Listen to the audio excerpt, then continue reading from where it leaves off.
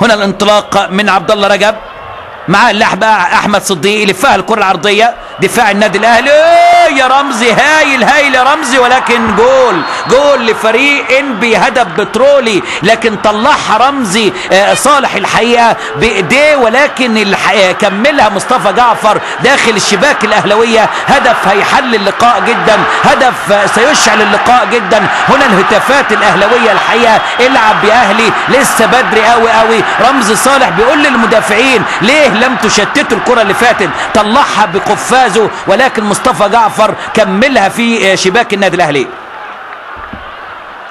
الكره اللي فاتت ادي هنا، شوفوا يعني خطأ من مدافع النادي الاهلي محمد سمير، بينه وبينك اهداء من محمد سمير لاحمد رؤوف من كره عرضيه ابتدت من مين؟ من عبد الله رجب، واهداء من سمير لاحمد رؤوف، طلعها رمزي صالح وكملها مصطفى جعفر بغرابه شديده جدا من محمد سمير.